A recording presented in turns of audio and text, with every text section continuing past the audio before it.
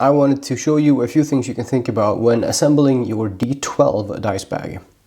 So first and foremost, I think that you should prepare the top 3 pieces before you start assembling the dice bag. So as we can see, we have the 7, 8 and 12 that is going to make up our top of the dice bag. As we can see here on this small dice, we have the 12, 7 and 8, and we are going to open it like that, basically. So the 7, 8 and 12 are going to be the top where we can open it. Because of that, and because you might be so into it when you actually sew the entire bag together, it might be a good idea to just make sure that you don't sew everything together so that you have a completely closed D12 like this one.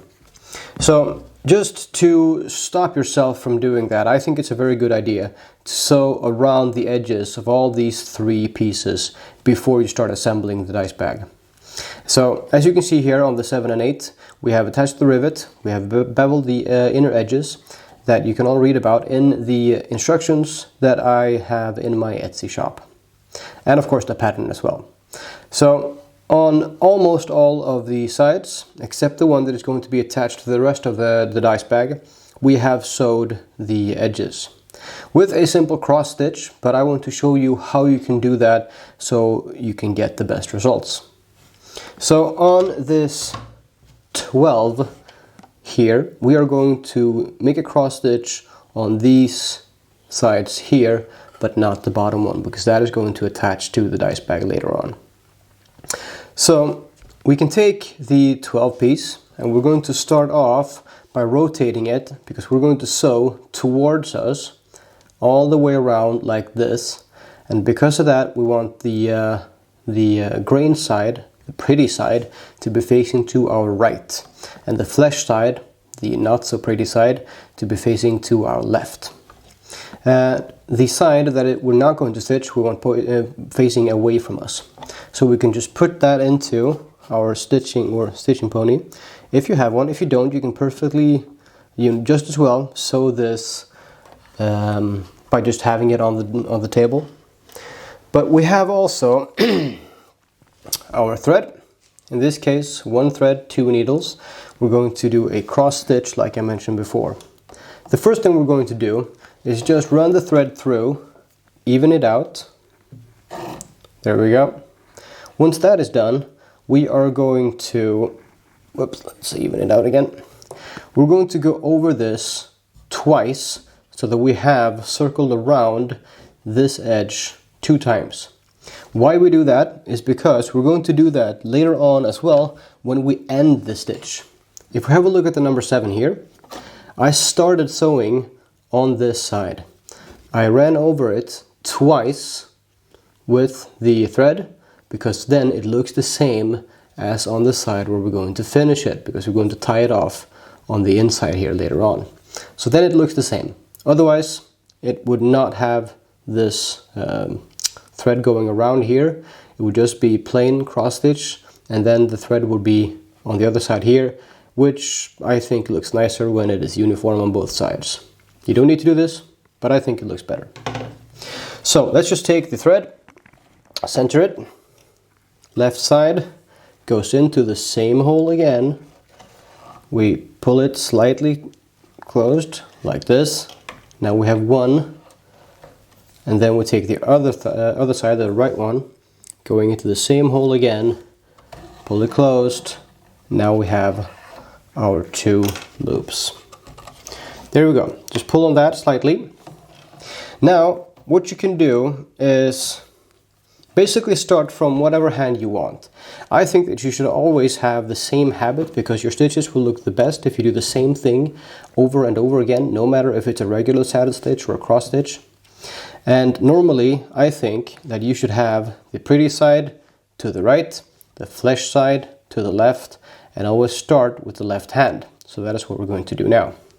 So take the left hand, find the second hole, as you can see here, second hole, go in, pull it closed but not too much, pull it to the back, take the right thread into the same hole, lift over the thread, and we pull it closed. there we have the first cross stitch. As you can see, it makes a cross. Now just keep doing this all around, and when we get to the end, I'm going to show you how we can tie this off. Just make sure also when you sew and when you pull it tight, the thread I mean, do the same amount of strength each time, because then it will look uniform. So let me just finish this, and then I'll show you how you can tie it off later on. Right then, that was the final stitch. So we have sewed all around the edge. Now we have just a bit of thread left. Also in my instructions you can actually see how many centimeters you need to do this, so that you can get about this much thread left, which is a comfortable amount to tie it off. Now, as I mentioned before, we need to, well, loop this around twice so that it looks the same. But also we need to sew it or tie it off on this side so we don't have an ugly knot on the pretty side, where that is going to be on the outside of the D12 dice bag. So what we can do is just simply take the right thread around, over into the hole, and then over like this again, and then we have the thread going over 2 times. So now simply tie it off, but not on the top, on the inside like this. So we sort of have the knot coming into the hole there instead of on the top edge. So tie that off kind of hard, once, twice, thrice, maybe about 3 or 4 times, just to make sure that it is nice and tight so that it doesn't come undone. Afterwards you simply cut off the excess with about 1 or 2 millimeters to spare, so that we can burn it off and melt the thread.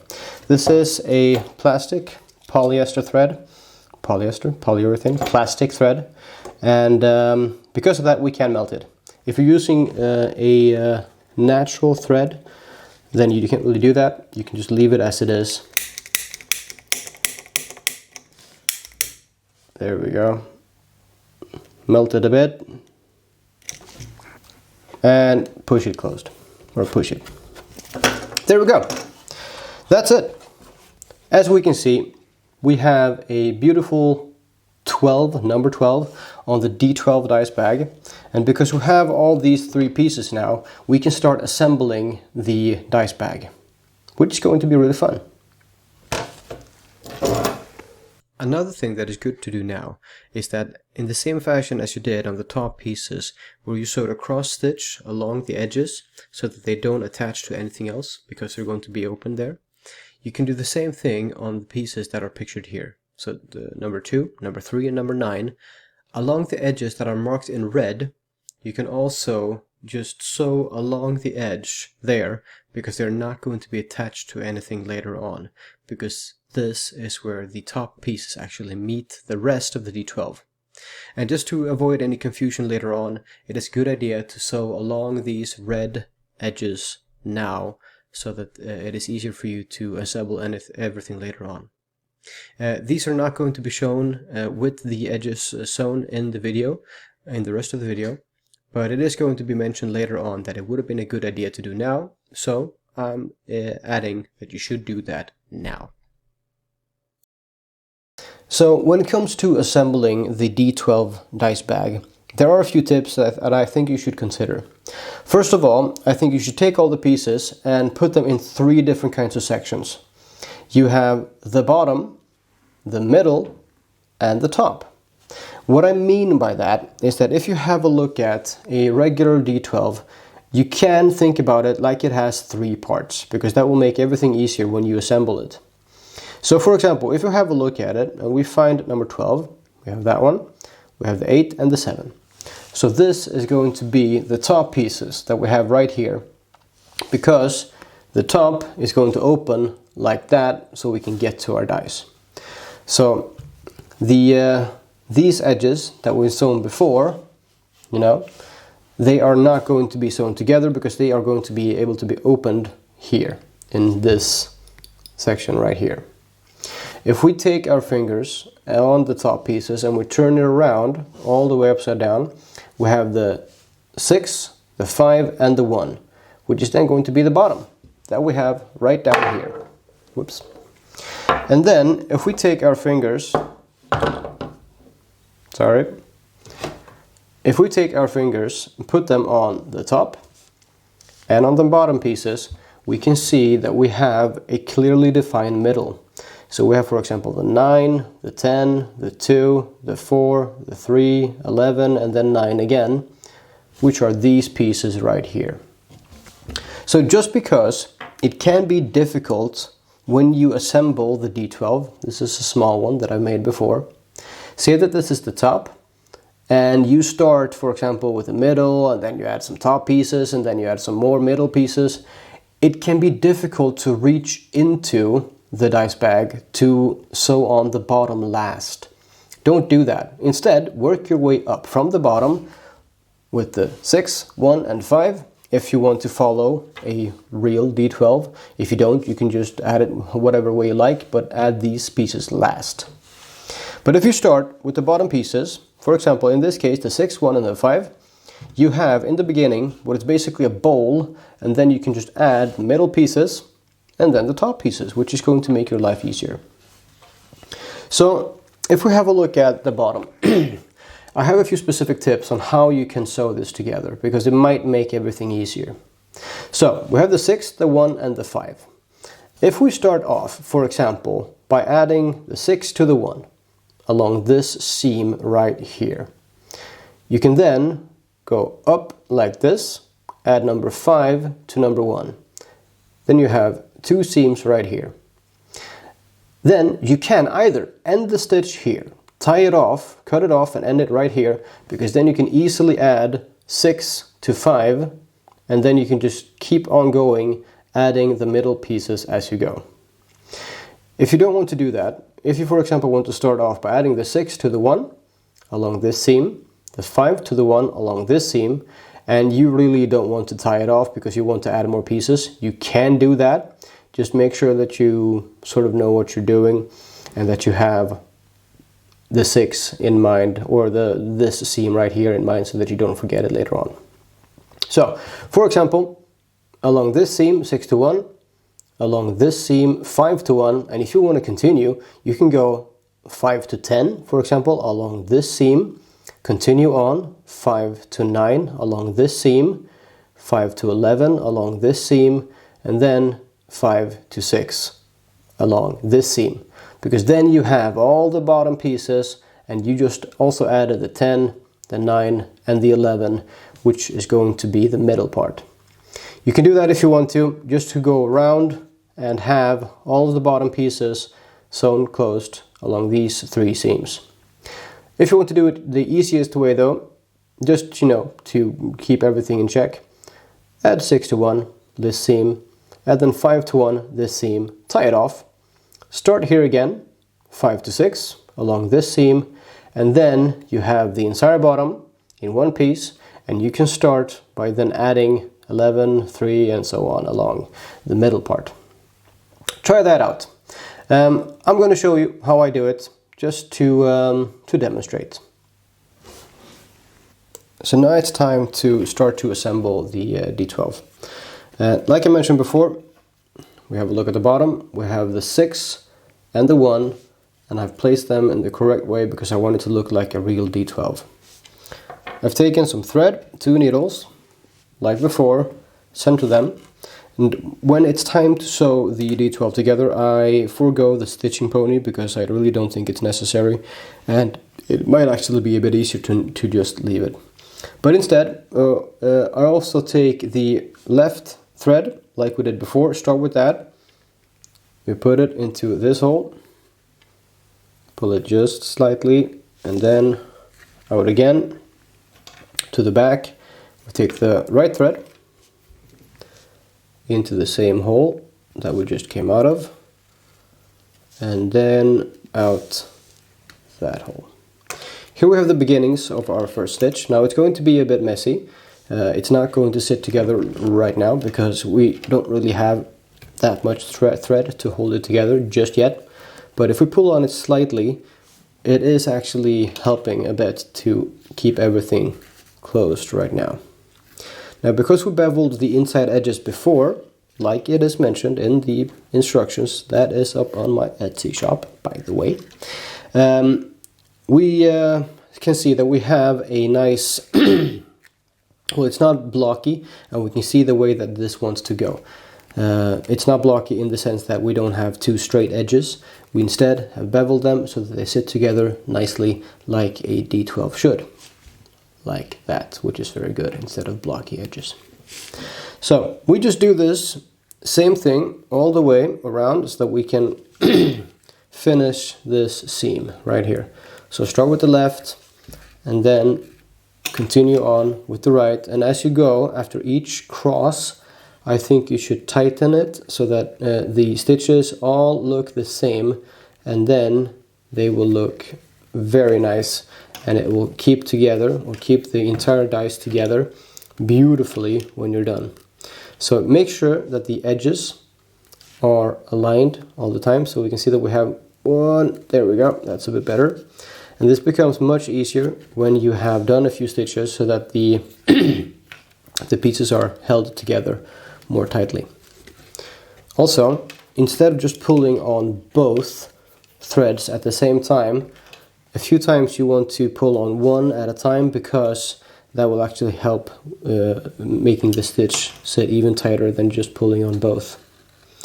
So right again, out into the hole, or left I mean. Then we do the right thread into the same hole and out again. Pull on it. We can pull on one just because. Pull on the second one. Then left again. And now this is interesting. When we get to where we need to add another piece, you can go out with this thread through the hole again, but you don't really need to, because you're going to be adding another piece there instead. So just keep them on the flesh side, not out again in another hole, because I'm going to show you why in just a second. So there we have the 6 to the 1, and as we can have a look at on the real dice, it looks just like it. 6 to the 1, and because we have the thread up here, we can see that we should then start adding the 5, because we are right there, and we should then continue adding, for example, the 5 to the 1 or the 6 to the 5. It doesn't really matter, as long as you as long as you decide. Basically, you can do whatever you want. I want to add the 1 to the 5, so we'll put that aside. We can just see how it should be added. So it should be added like this. You can see the 5 and the 1 look the same on the dice. So when we do this, when we're supposed to add a piece, as we can see, it should be then held like this if we're going to continue with the left to right, because then the stitches look the same. Because we want to do that, we need to add the thread so that we can continue doing this stitch. As you can see, we have one thread that has gone down into this hole right here. That means that we can't take this needle and pull it out again and continue sewing, because that will unravel this stitch. So we can't do this, for example. It doesn't work. So this thread, or this needle, needs to go out into the 5, and then the other thread can go into the hole that we have right here, and we can continue sewing like this. Let me just show you, just to make sure that we're doing it right. We have number 1, number 5, we have the bottom of number 5 added to number 1 like this. We have this thread in this hole, we just add it to the hole in number 5 like that. And now we have this needle that comes from this hole, we can add it to that hole from the bottom, from the underside, like this. And now we can just continue sewing this.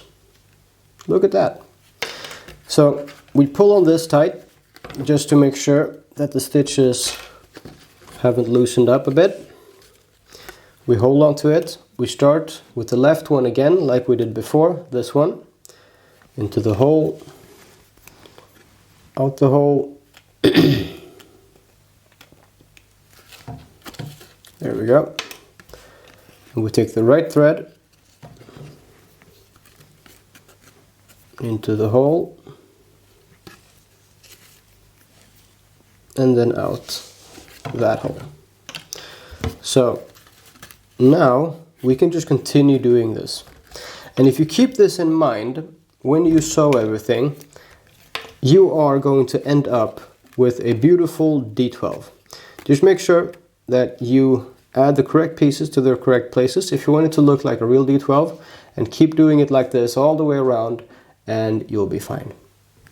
Another tip that you might want to consider when you are assembling the D12 is when you are going to tie off a stitch, or when you need to cut off the thread and continue with a longer one.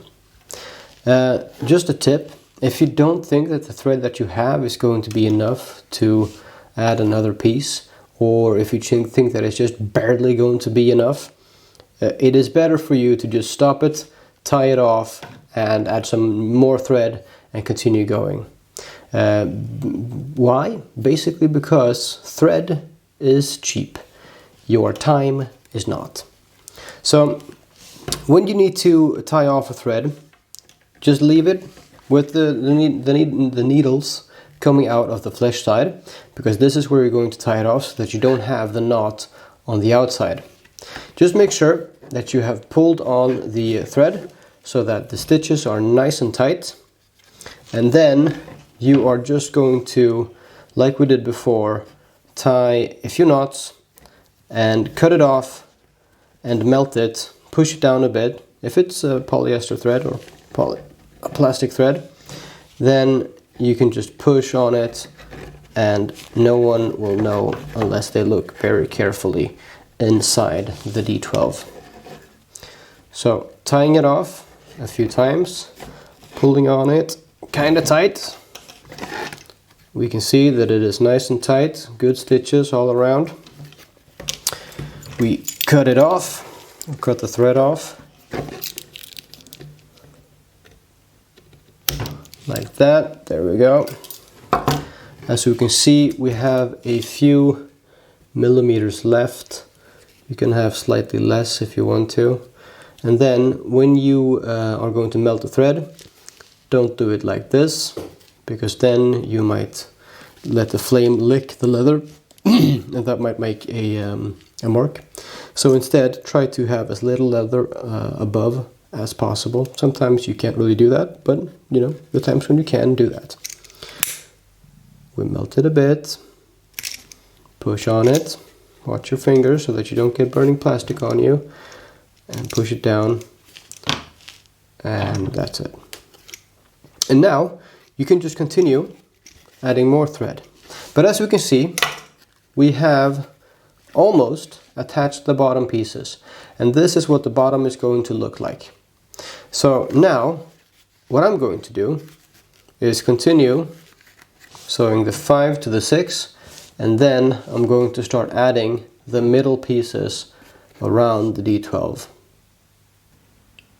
Alright, so I have sewn together a few of the pieces of the D12 now. As you can see, we have the bottom, and I've started to add along the middle pieces. Now, when you have a situation like this, where you have, for example, the bottom all completed, but then you have the middle pieces and they are mostly attached to one of the bottom pieces, so that there is two sides like this. There are a few things you can think about, because if we, for example, take the 9 and attach it, we have an issue. Because if we, for example, take this seam right here, start sewing and then go up and here, for example, we need to start thinking about what is going to happen along this seam right here. Because if we sew here, for example, and this is going to be a place where we attach the, the top pieces, that is no good. So keep this in mind when you assemble the D12, because a few of these edges, these ones, are going to be sewn the same as we did on the top pieces. So in hindsight, it would have been a pretty good idea to sew these edges first, so that we don't really need to think about this when we add it together. Now let me show you what I mean. So we have the top of a regular D12, like we have our top pieces right here. Now if we're going to open this, like I mentioned before, like this, and they are only going to be attached on one side, for example the 7 here is going to be attached to the 10 along this seam right here. Also, the 12 is going to be attached to the 11 along this seam right here. So that leaves us with the number 9, and we need to sew this seam alone, like we did here. So that it's not going to attach to another piece, because the 12 and the 7, they're going to open up like this, and here is not going to be any attachment to the 7 or the 12. So when you continue assembling the D12, keep this in mind when sewing, because it would have been easy for me, for example, to have a look at the D12 and I want to continue sewing here. So I'm going to start off here, for example, and it would have been easy for me to just continue like this, for example, all the way down here, then tie it off, new thread here like this, for example. But I can't really do that because I need to know where I'm going to attach the top, and also which one of these is going to be sewn shut without adding another piece to it. So if we have a look at the D12 again, we have the top, the 12, 7 and the 8. That means that the number 3, the top of that one, is going to be sewn without adding an extra piece to it. We don't want to sew the 12 or the 8 to the number 3, because the 12 is going to attach to the 11 and the 8 is going to attach to the 4. So this seam we can sew that one. So if you have a look at the piece again, I can, for example, because of that, sew here all the way around and close it there, for example. So when you have a situation like this and you don't really know how to continue and what pieces to add next, keep this in mind. So in hindsight, it would have been a pretty good idea to do this before assembling the entire D12, because it would have been easier, because you don't need to think about it now when you assemble everything. But other than that, keep doing what you're doing and you will soon end up with a lovely looking D12. Just keep in mind what pieces to sew together and when to add the top pieces. I hope that helped. And this is what it looks like when it is done. Now you can add a stopper to the cord if you want to. Also, if you feel that the numbers are not strong enough, especially if you used a laser engraver like me, then I suggest adding some gel antique on the numbers and then quickly wiping it off, and they will be far more visible, if that is something that you're going for.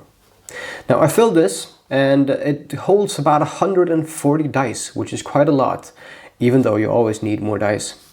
If you're wondering how much 140 dice is, it's about this much.